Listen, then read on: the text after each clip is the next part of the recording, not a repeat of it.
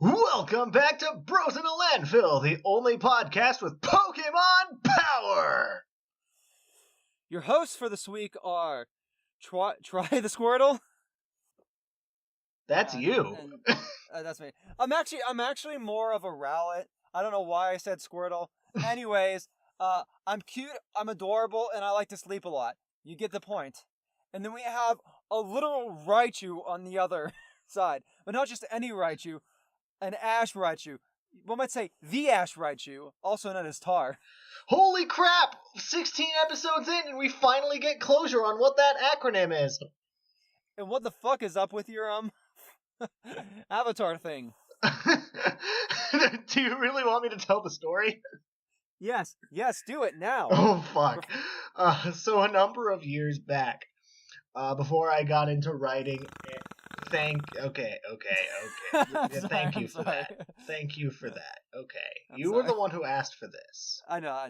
No, I don't. I'm a Rowlet. Hey, yo. I'm a Rowlet. I fall asleep at random times, okay? Is that a thing that all Rowlets do, or is that like just an anime thing? I think it's just an anime thing. Ash's Rowlet is asleep all the time. Ah. I mean, he's not. He's really hungry. Which, me. Anyways, as now you're never getting the story. yeah. As the intro might have whatever, you might have realized that this podcast says Pokemon power. Strong start as always. We're glad to have you back.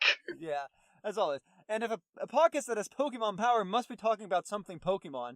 And you know what that Pokemon thing that's a Pokemon thing that I'm talking about today? What is the Pokemon thing that you are thinking about? Well, I just got back from watching this Pokemon movie. Do you want to take a guess of which Pokemon movie it is, Mr. Pokemon TAR?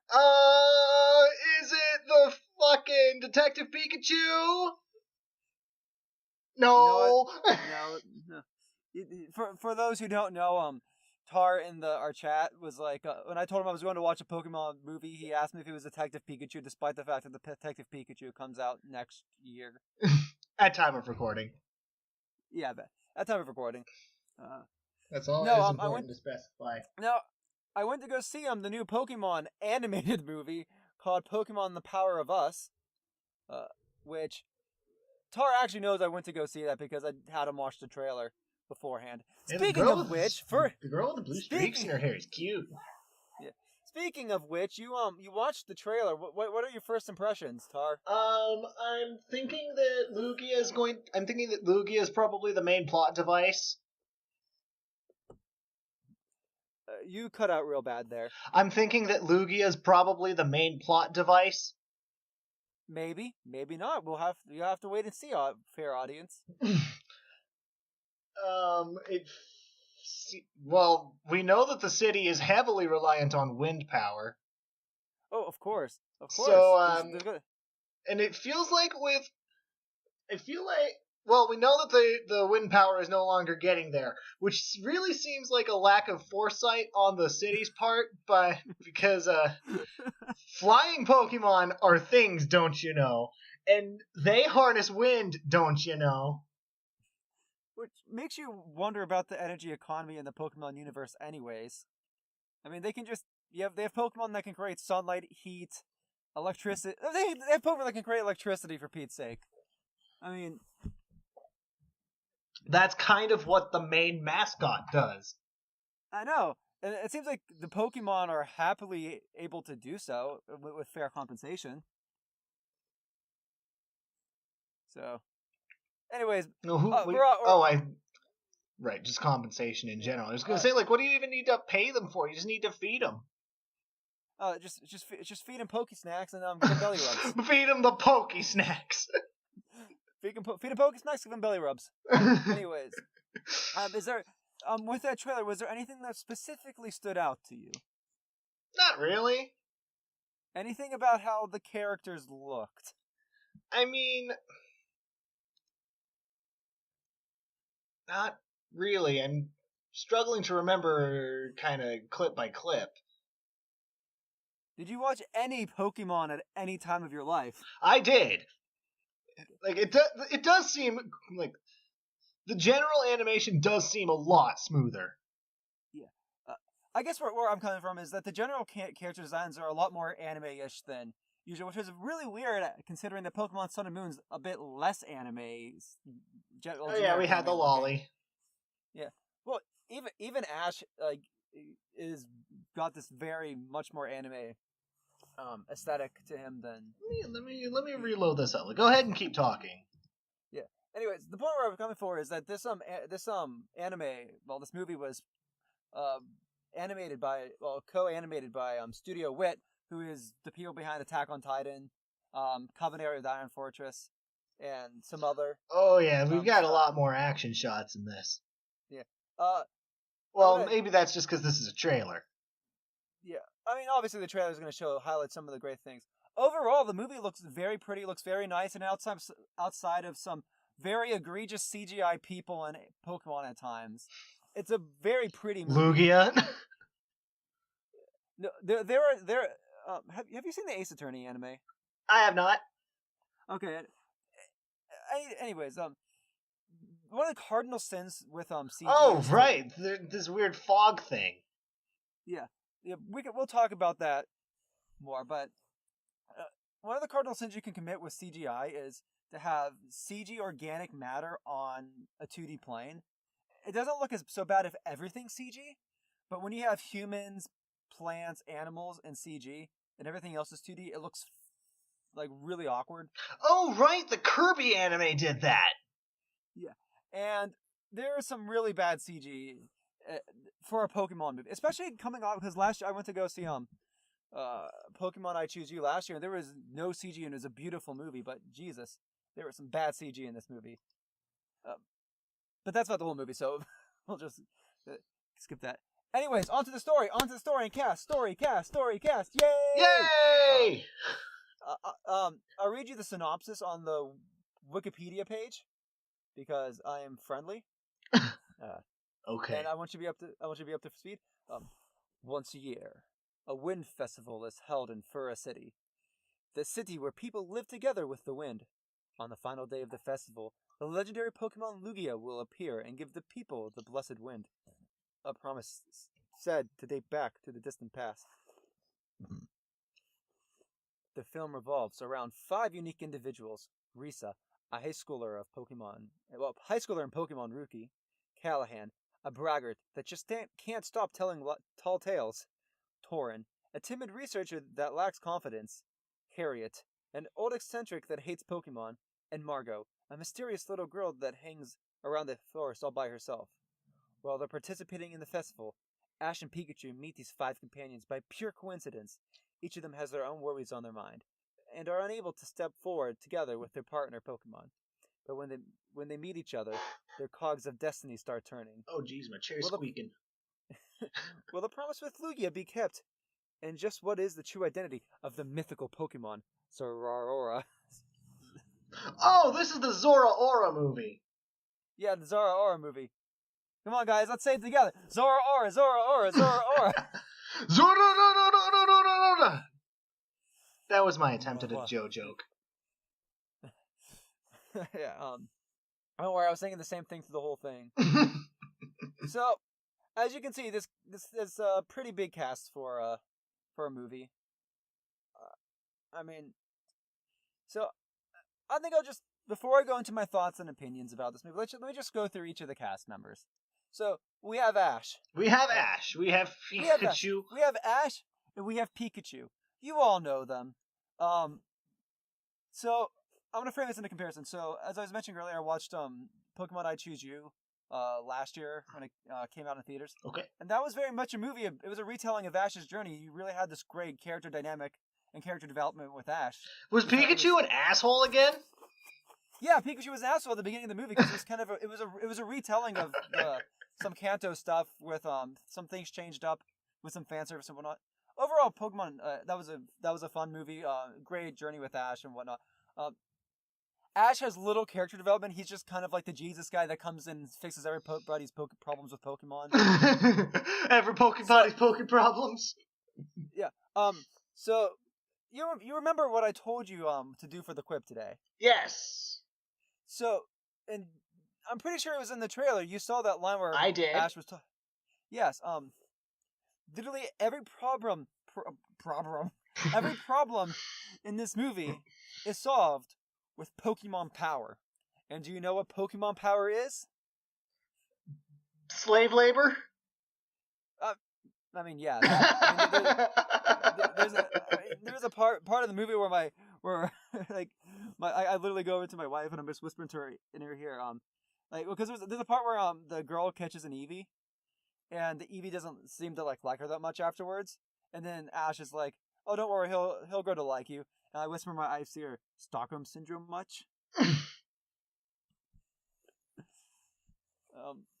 Does that mean Pikachu is also a victim of Stockholm syndrome? Yes, all Pokemon are. Oh, that's sad. Anyways, so all that Pokemon power really is, and it plays into like all the stories of, if you have any personal problems, your friendship with Pokemon will solve them. If you're weak in any ways, your friendship with Pokemons will solve them. You don't really have to confront your issues. Just Pokemon or your friends will give you strength to solve your problems. Nothing you do is ever your fault. Well, maybe. No, you just if you're too weak to solve your problems, you just need Pokemon power to help you through it. And that's essentially the climax of every character's story, is them relying on their Pokemon to help them through their problem. That sounds like it'll get old quickly.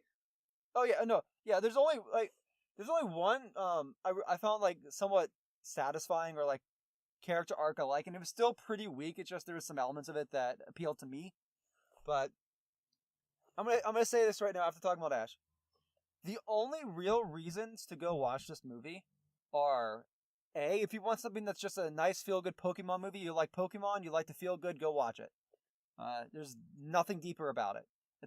The second reason to watch it is as it has some phenomenal Sakuga, especially with Zeraora, who's a lightning Pokemon, like a thunder, lightning, electric Pokemon, I think he's whatever. pure electric, yeah? Yeah, he's pure electric. Who every time he's on screen doing something, it is a fucking feast for the eyes. But if you don't want to, it's hard to justify sitting through the movie just for that, when you could probably just go on Sakugaboro and look up the animation clips. So it really comes down to this: unless you're a Pokemon diehard, or you're going to go see it with your kids, there is no reason to watch this movie at all.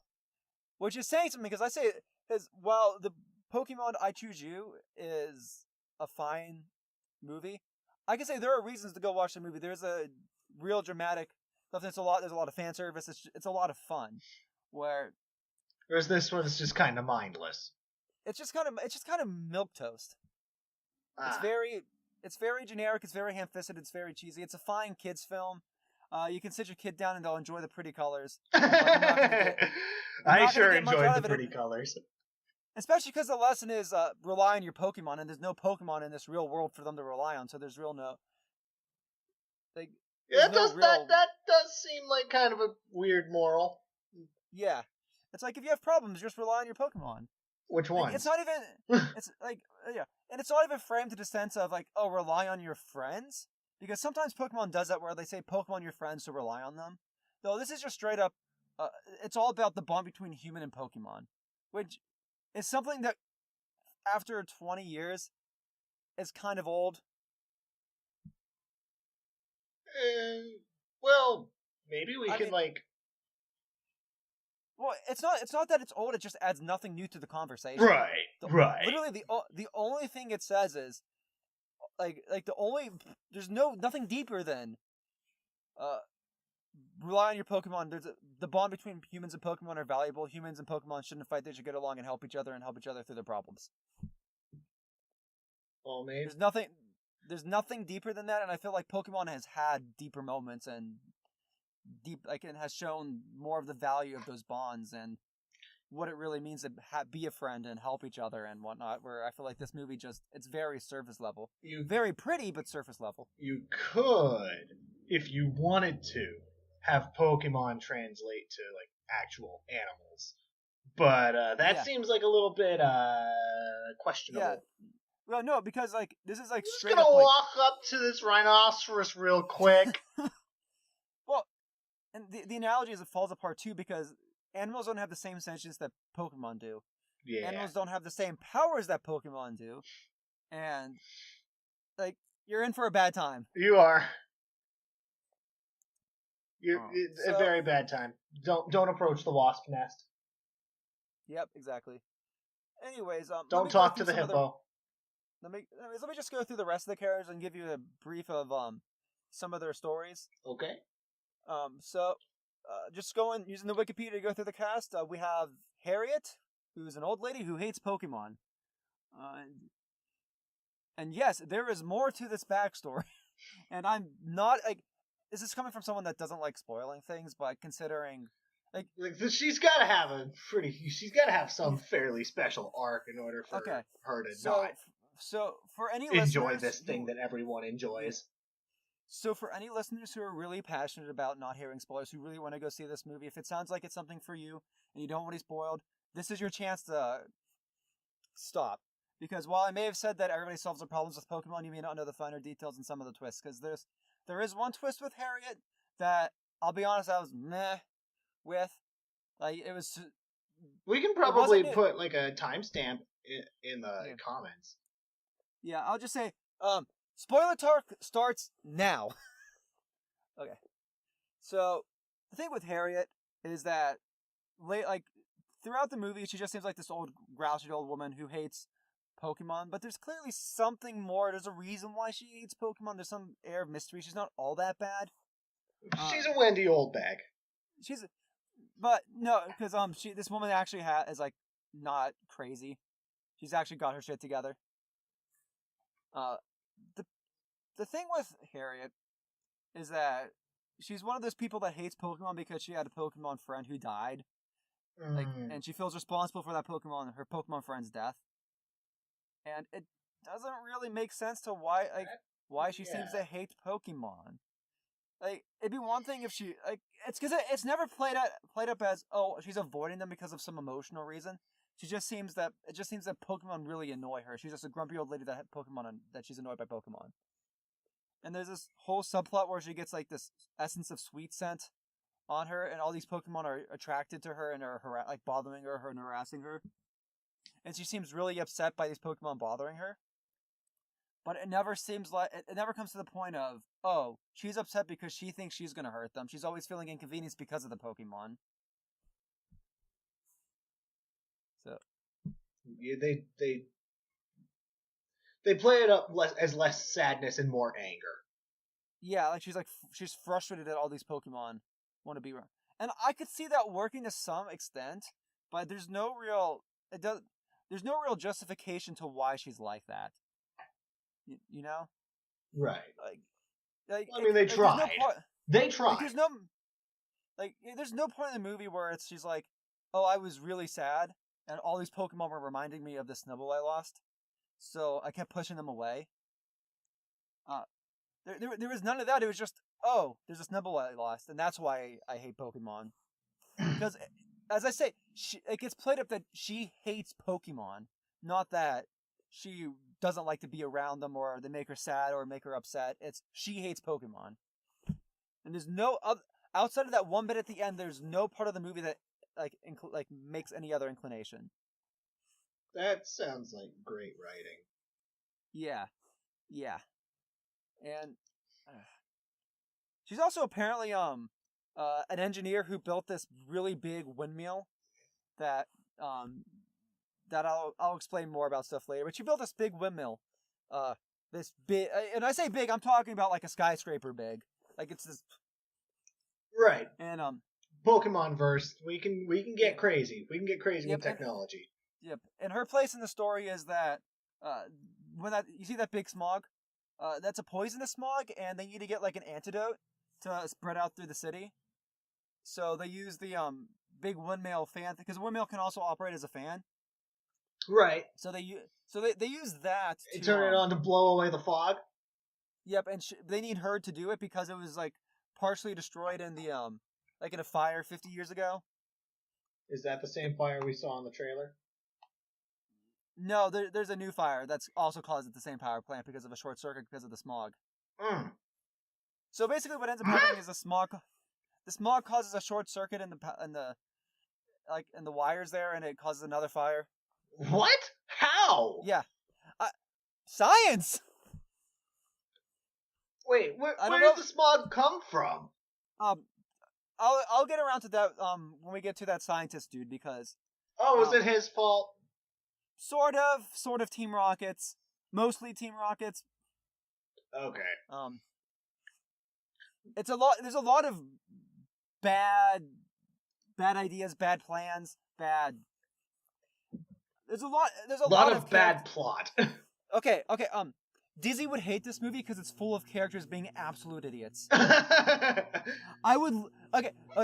I'm gonna try to be the Dizzy here and be like, when I get to story points, I'm gonna like explain. do a poor imitation of his voice. Oh no, I could.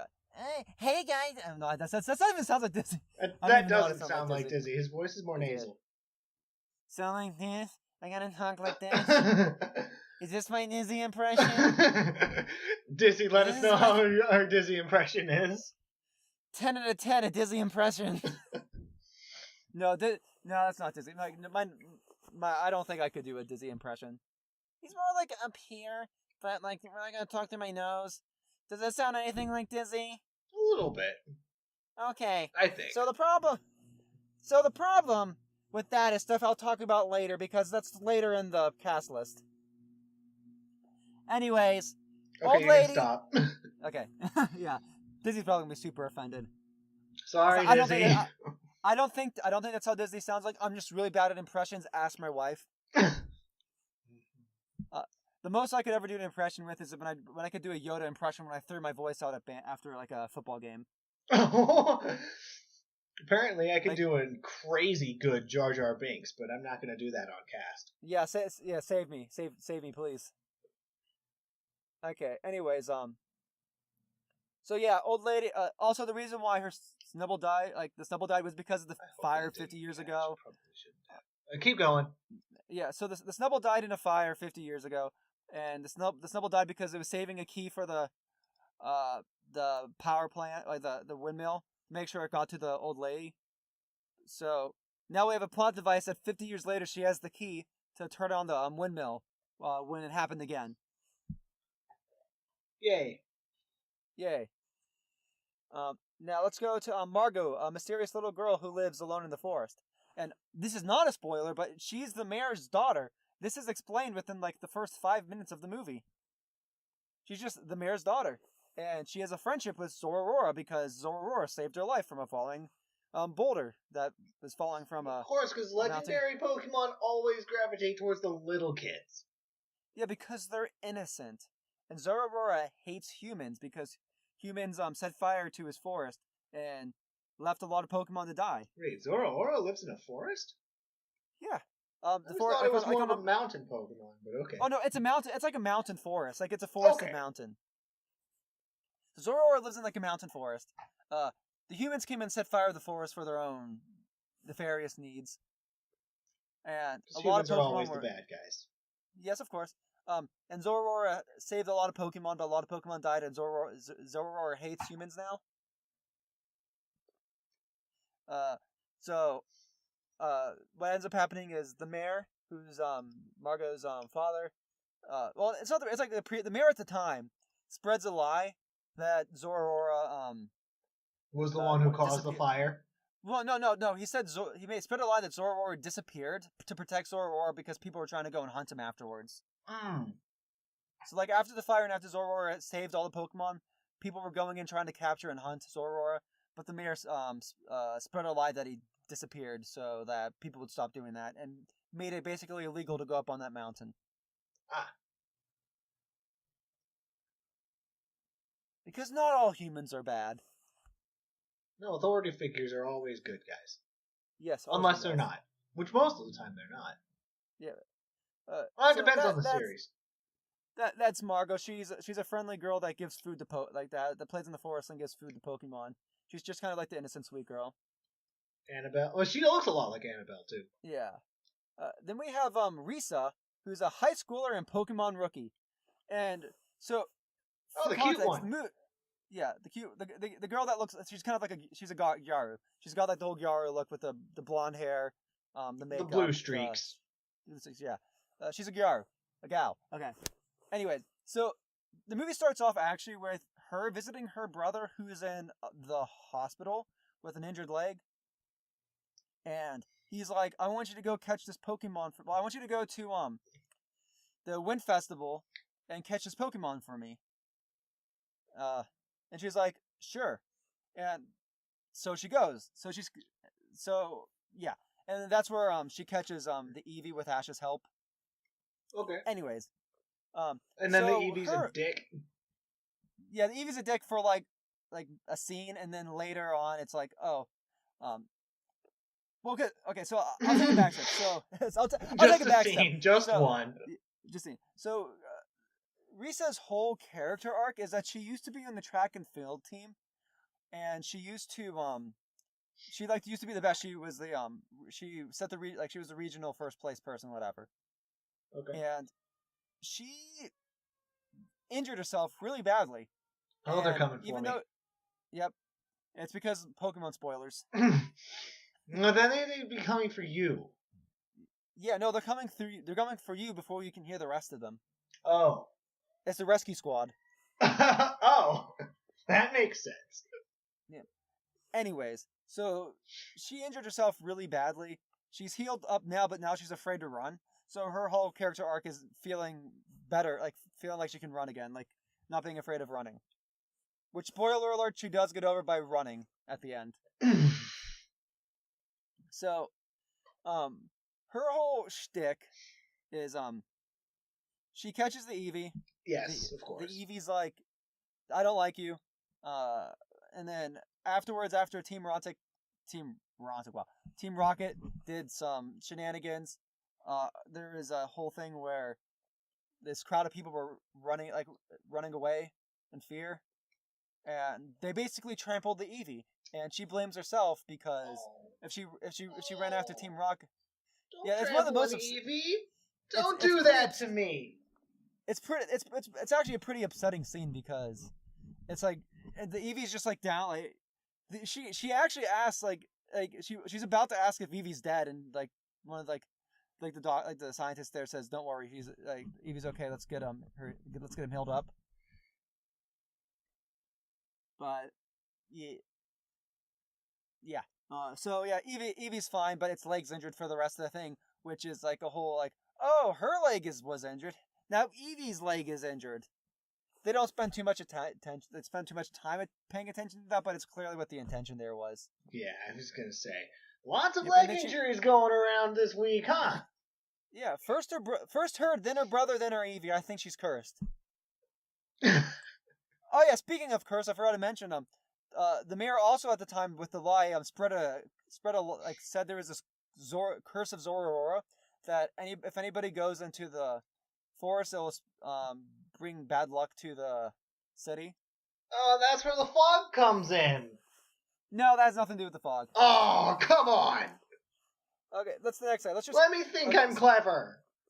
Okay, so just last thing with Risa is that at the end of the movie, there's this thing where Margot steals this thing called the eternal light, which guides Lugia back to the city to bring the winds.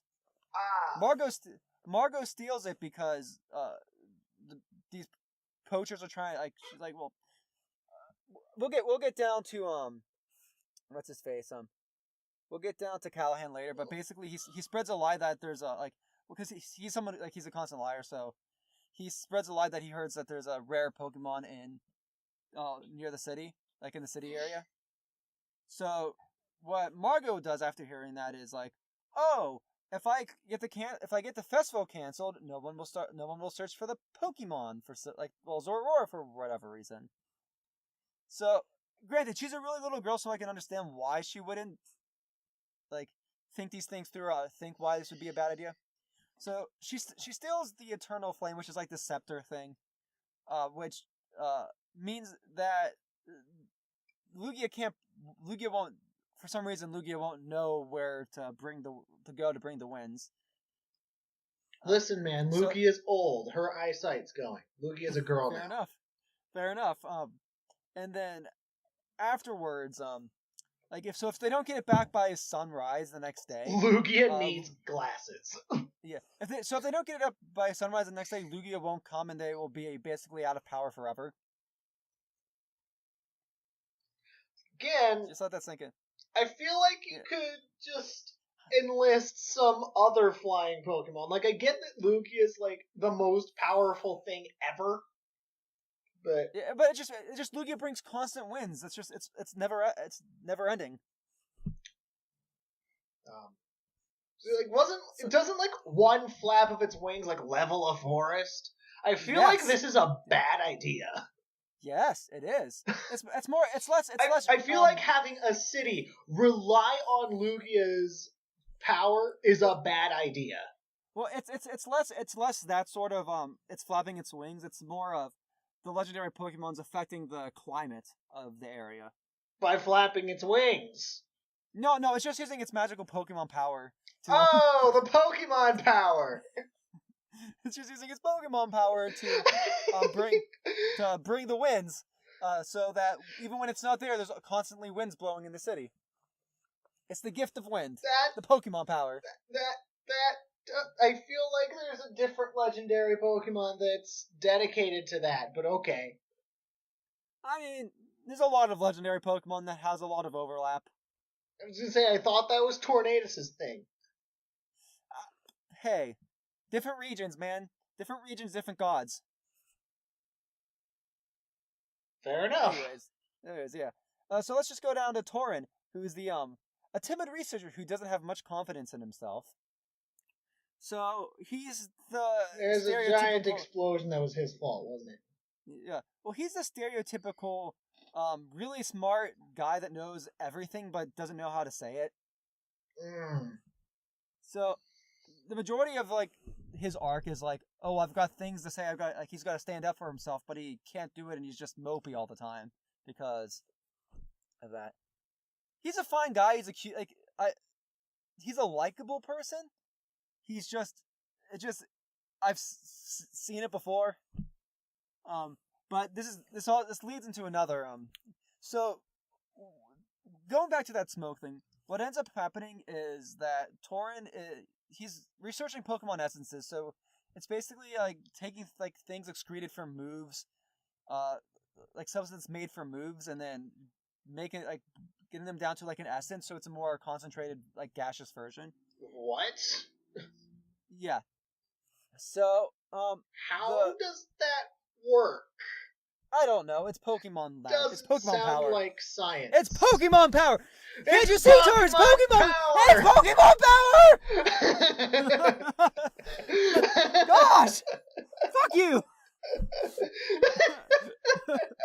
Anyways, so with Pokemon power, he's getting these lessons, and there's this, I forget exactly which move it is, but essentially it's a poison that numbs. It's like it's effects. I think it's effect spore. It's a concentrated gaseous version of it. That's not a move. That's an ability. It's an ability. No, it's not moves. It's Pokemon. It's specifically a Pokemon abilities, not moves that he's researching. Okay, thank you. That's a little bit more understandable. I think maybe I don't know. Yep. So he's got this. He's researching effects for spore because he's found a way to he's found that it has properties that can be used to heal human ailments, like certain diseases that affect humans. Okay, so far so good. Yeah, so that's a very noble thing. Sometimes you can find cures within poisons. Very understandable. The way he stores it is extremely concentrated in this glass orb that, after getting a crack in it because Team Rocket steals it and drops it, explodes, and there's this shit ton of gas. You saw the trailer. You see how much gas that was. All that gas was from inside maybe a snowball-sized orb. Oh, that was the green and purple fog. Yeah. So how does that short circuit It's the gas. Some Pokemon power. It's Pokemon power. Pokemon power. Pokemon power. Dizzy's gonna hate us. Love you, Dizzy. Love you, Dizzy. So yeah. So this scientist, who's really smart and is recognized by one of the other scientists as like probably one of the smartest Pokemon scientists out there who knows everything about Pokemon, puts an incredibly poisonous neurotoxin In the extremely entire forest. concentrated- Oh no, extremely concentrated in an orb, so that if it cracked a little bit, it would explode and engulf the city in its gases. Lovely. Yeah. I've got no words. I've got no words. Why would you do that? There's got to be better ways to store it. More secure ways to store it. Why put all of that gas in one orb? What if... Maybe he I mean, was running low on resources. Maybe the budget was being spread thin this quarter. This is not the first time something has accidentally been knocked over and spilled in his lab. First was the fucking like sweet scent essence that got on the Harriet? old lady, Harriet. And then when Harriet. And then when Team Rocket broke in earlier to like see what was going on in there, like to see if there's anything worth value, they knocked over a vial of Smirgalink. Well, is it Smirgal? Yeah, Smirgalink. And so that's twice things have been knocked over in this lab. And granted, those first two things weren't super dangerous. But this gives me the impression that things are knocked over in this lab very frequently. Just why? Why would... This was a natural disaster waiting to happen. We need conflict, okay? And of course, it is stolen and broken at the worst possible time when there's no winds and nothing to blow it out of the city. And with the electricity going out, they had to resort to other methods to creating an antidote. This is the result of stupidity from many sources, all congealing into making one of the worst natural disasters that I am surprised that nobody died in. Thank you for your dizzy impression. You're welcome. I swear to God, like, I just don't even know anymore. There's a lot of pretty things about this. Like, it was enjoyable. The characters were fine to watch. I'm just about to go into Callahan, who, granted, is not a new story, but was probably the most engaging one because his character flaws weren't a matter of stupidity. And granted, Risa's character flaw isn't a matter of stupidity. If it's natural for someone to have fear to sort back something back up after getting injured, that's fine. Everybody's flaws are understandable. Just some of the choices that are made don't really make sense, regardless of the flaws. For example, with Risa, later, like, at the end of the movie, her whole thing is that she needs to, fucking run. Yeah, she's gotta take that scepter and fucking run all the way back to the thing. But remember, she hasn't run for a long while. She should be fucking, yes, she may have, exercised and whatnot, but she shouldn't be in that well of shape to be able to run the distance that she's shown running in that amount of time if she hasn't run in such a long time. The human body doesn't work like that. Granted, I'll give it a pass because there's a lot more stupid things in this show, but all I could think about when she was running is, you shouldn't be in this good a shape to run this distance after being injured and not running for all this time. How long was she out of commission? Do we know? It doesn't say, but for her to have completely healed from what seems to have been a serious leg injury, probably at least a couple months. And granted, it wouldn't have taken a lot of work for her to rebuild her strength. But she hasn't. It was explicitly said that she's afraid of running. Right, she hasn't. It's explicitly shown that she is afraid of running. They show it. There are times when someone would naturally run and she just stops and just doesn't run because she's afraid of running, because she's afraid of hurting herself. There is no way that her cardiovascular system would be strong enough to support her all the way, from the top of the mountain across the city to where the shrine is.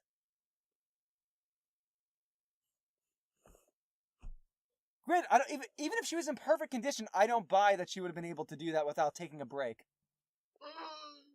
Maybe. Humans are incredibly good endurance runners. Well, I mean, yeah, especially in regards to like in a time of need. But it all just comes back to my mention. She also ran the whole distance barefoot because she was wearing shoes that would have been terrible to run in. Oh. Through a forest, and then on pavement. Well, pavement would be better. Yeah, pavement would be better, but but think about through a forest first. Think of all the shit she got on her feet, like all the rocks, twigs, etc. She got on her feet, then running on pavement with those in her feet. Ooh, ow. Yeah, but that's just me. Listen, it's a Pokemon movie, like you said. It's surface. I don't mind the most amount that like shows and movies that have that amount of thought in it. But when you're throwing so much stupid, the more stupid shit there is, the harder it is to ignore it. Because it goes. I guess it also does like since they're trying to tell a more serious story with character conflicts and characters trying to overcome like their struggles. These sorts of character stupidities and bad decisions matter more and stand out more compared to a show where it's literally just stupid fun action the whole time, you know. Where if it's just vignettes and or action scenes or fan service or etc. It doesn't matter if characters make stupid decisions because there's something there to distract you from it. It's not that distracting. I don't usually get distracted by characters making stupid decisions. That's Disney's job. That's Disney's job. I sit there and I can just turn my brain off and appreciate I'm actually generally speaking like I can be like, okay, I understand why a character would make a stupid decision like this. I'm usually really empathetic to that regards. Like I can say, okay, that's a stupid decision, but people make stupid decisions. The level of stupidity in this in the orb incident. In the orb incident, oh my god, the orb incident. Like I can forgive the child for thinking that maybe stealing the scepter would be like granted, she should know that if it doesn't get back in time, her city's fucked. And that this is a really large gamble to take, and there might be better options to go with it. But she's a little kid. Her judgment is not. But she's a little kid. I can get past that. I can get past the running by itself because it's an anime. It's a movie. If people run an anime, that's a thing. That's a thing. Like it's stretching a bit that her feet are completely fine afterwards, but it's an anime. Running is a thing. But this all just comes back to the orb. And then it just tells you that no thought was put into this. You know? Oh gosh, I hope that didn't catch. There is something going on outside the landfill. Yep. I find it, like, when I watch a movie, I like to think about, like, why this was made.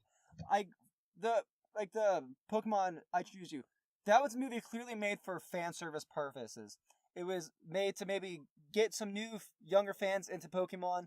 It was to have some fun action scenes because that movie did have much more action than this one did, and then and just to have a fun fan servicey retelling of the first, of the Kanto region with Pokemon with some changes because obviously you want to have some changes because you don't literally want it to be a straight retelling, otherwise it wouldn't. Right. There'd be no reason to watch it. Right. So. Yes, it wasn't. The movie wasn't perfect. There was maybe some stupid decisions made here or there, but you could see that wasn't the point. This feels like the point of this movie was to make some dramatic, to have some emotional connections between, to have an emotional story about Pokemon and helping humans and humans helping Pokemon. That's what I get. What the intention of the story was. It was more of a feel-good sort of story. That the orb incident does not make you feel good. Yeah, well, when it comes to that, the entire problem was created by incredibly poor foresight and a bunch of incredibly poor decisions. It makes it increasingly hard to care. and when your job is to make me care about the characters, you're failing at your job. Like, if your job is to make me think, oh, that's cool, or oh, this is a scene I remember, this is some fan service, or oh, this is fun, I don't have to care about the characters. I don't have to think about their decisions as much. That's not the point of the show. If it's a cool action show, I can just think, oh, that's some really good animation, or oh, this is some really badass. Oh, hey, the thing blew scene. up. Or is this some really good choreography? Like, for example, like as much as Ruby has its problems, it has some amazing fight choreography. That's what got me through the first season, which frankly was really rough, and understandably so. It was an under budget, underfunded experiment that had some decent characters, decent moments, but had some really good fight choreography. And a couple of good story ideas, I'm assuming. Yes, a couple of good story hooks. It was still as the first season. It was a lot of setting up, but I didn't really care much for anything except the fight choreography with season 1 of RWBY. And granted, that went weird thin as I started focusing more on the characters and trying to tell a story. But that's beside the point. When it comes to this, there is some really good Sakuga. The two best parts of the movie are there's a Pokemon catch race that goes on that has some great Sakuga. It has a great moment with Ash trying to help a rampaging Tyranitar that has cables wrapped around its neck. The next character I'm going to talk about, Callahan, has a really nice moment with Sudowoodo, which plays into his whole arc.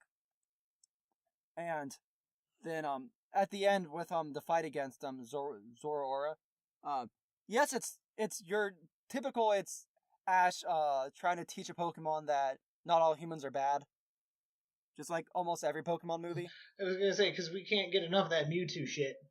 Yeah, just like almost every other Pokemon movie, it's about teaching a Pokemon that not all humans are bad. But it has some sick ass Sakuga, so I'll give it a pass.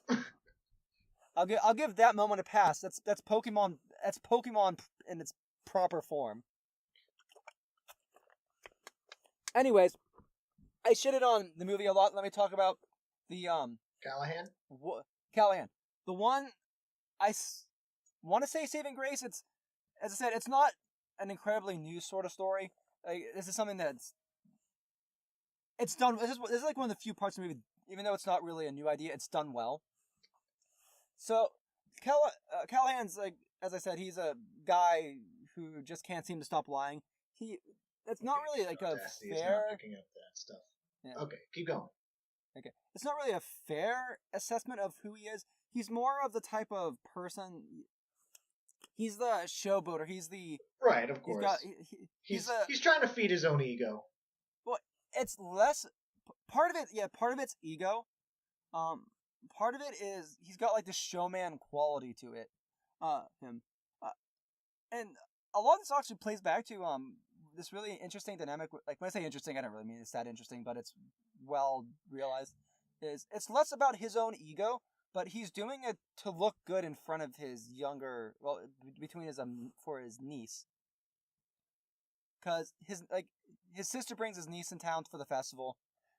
He's walking around with them, and he wants to look really cool for his niece, because he's like the cool. He wants to be like the cool uncle, and right. That makes sense. So he tells tall tales and half truths to make him seem cooler than he is. To make him seem cooler exactly. Because his niece finds that really cool, and she admires him, and he wants to be like a good role. Because he doesn't view himself as a good person. He kind of views himself as just like a waste of space, a liar. He recognizes he's a liar, and he recognizes it's a bad thing. But he doesn't want to disappoint his niece. Niece is gonna be disappointed anyways. Yeah, there's a point. There's a point where like she learns that he's lying, and she's this one. It plays out exactly as you think it's gonna play out. There's no. Yeah. But I don't even need to talk about his arc that much, because we already know where it's going. You already know what's happening with that. It's nothing new. Nothing new. But what the interesting way it juggles its balls. It juggles its balls well. It's like it juggles its balls well than the rest of the movie. Weller. It's not. And I'm gonna get back to the point. It's not a bad movie. It's just a middle of the road movie. it's got couple of good character arcs and that damn orb incident. Yeah. And some cool animation here and there. Yeah. As I said, if you want to see the animation, see the animation. If you want to have a feel-good Pokemon movie because it's Pokemon, I think it's more than enough of a reason to go watch the movie just because you want to hear the narrator with a smooth voice. I mean, okay, tell me, anybody out there, if when you hear the Pokemon narrator talk, does it not turn you back into a kid? Do you not just feel like you've gone back 20 years to when Pokemon first aired when you hear that voice? Because I do. Like, it makes me feel youthful. It makes me ready to go on an adventure when I hear that voice. So, yeah. You go on an adventure through the landfill? Yeah, sure. We'll get him to narrate the landfill. Hey! It's gonna be he has his work cut out for him. Yeah. So, as I was saying, so I mentioned earlier that there's a Sudowoodo that he has this interaction with. So, what's interesting about this dynamic is that Sudowoodo is a Pokemon that in and of itself is a lie, because it's a rock type Pokemon that pretends like to be a tree. Yeah, it pretends to be a tree. That's its whole point. So its whole existence is a lie, where Callahan's whole existence is a lie. He can't stop lying. He keeps make himself to be greater than he is and whatnot. So there's this interesting dynamic where after assuming the Sudowoodo has no personality. Oh no, the Sudowoodo has a lot of personality. Say what you will about this movie. This movie has a lot of personality, has a lot of energy, and a lot of the characters all exude a lot. Just they don't make the brightest decisions. I was gonna say that the researcher guy seems like I don't think I would like him very much. Oh no, he is great. Torrent, like, okay, this is where it frustrates me because the characters all have great personalities. They're all fun characters. I quite like Torrent. I just baffled. Like, it's just the orb thing. It's just the orb thing. Wait. Have hashtag just orb things.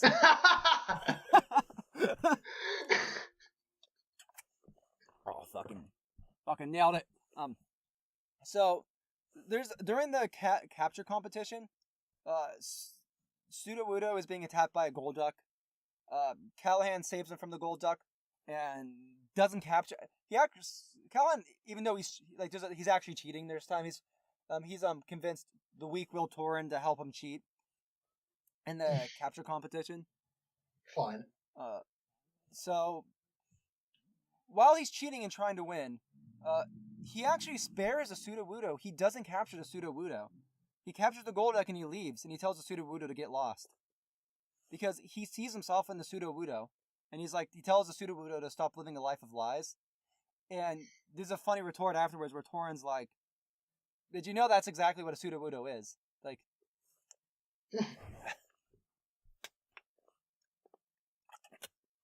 Anyway, for the rest of the movie, the Sudowoodo keeps trying to come up to him and become his friend, and become his partner, but...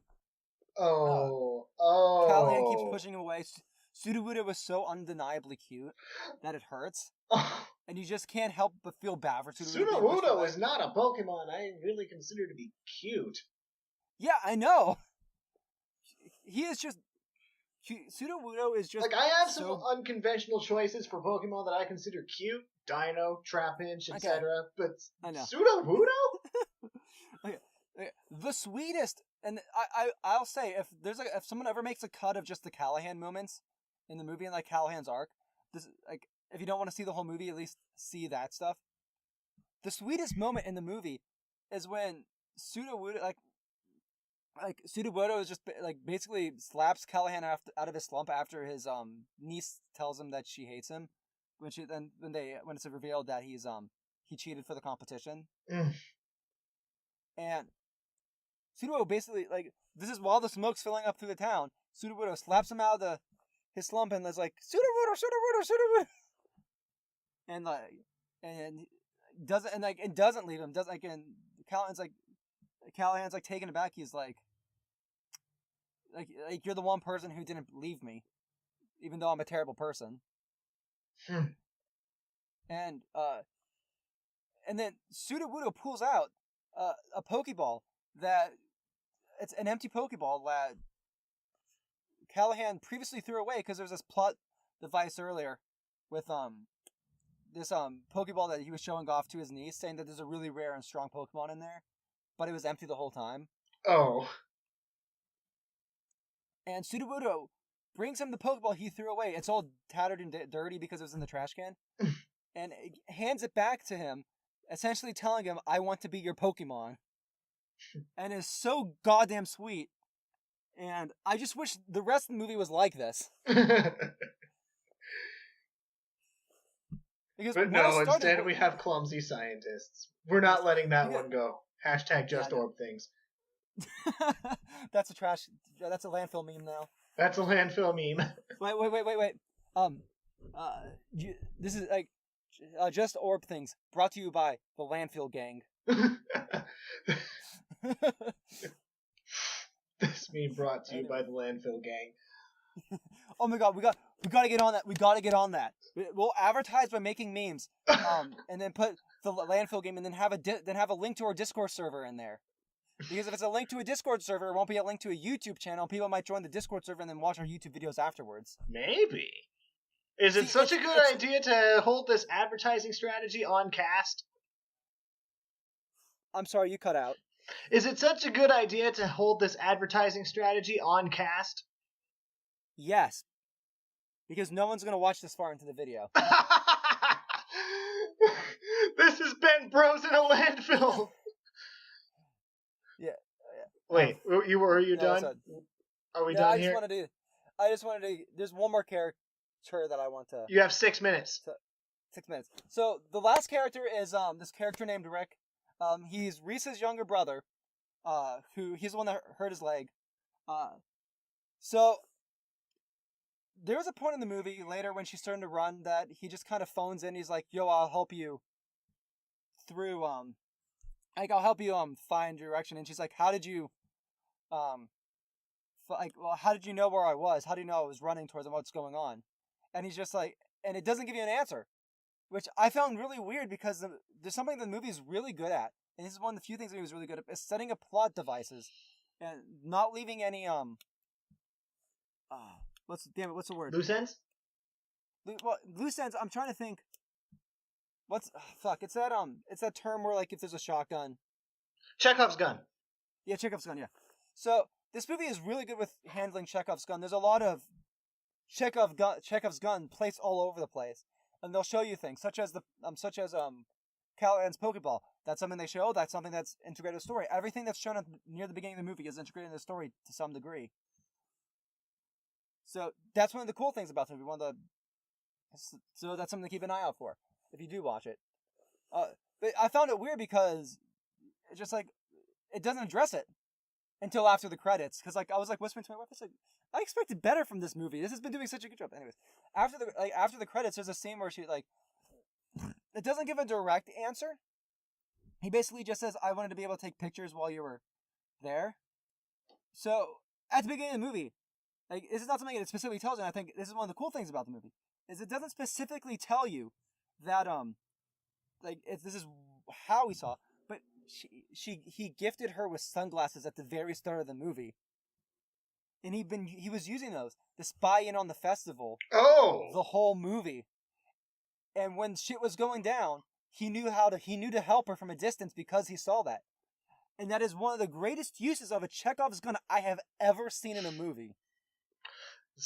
And the fact that they don't they just kind of address it at the end, they leave it to you to figure that out, is really cool. You know? The sunglasses that let you spy on the wearer? That seems a little, not kosher. Well, no, the sunglasses, it's one of those things where, it's like a camera feed from coming out of the sunglass, from the... Oh! It's not, it's spy shit. It's spy shit. Why does this little kid have access to spy shit? Because it's kind of implied that he's really Pokemon power! Pokemon power! And this has been Bros in a Landfill! Signing off!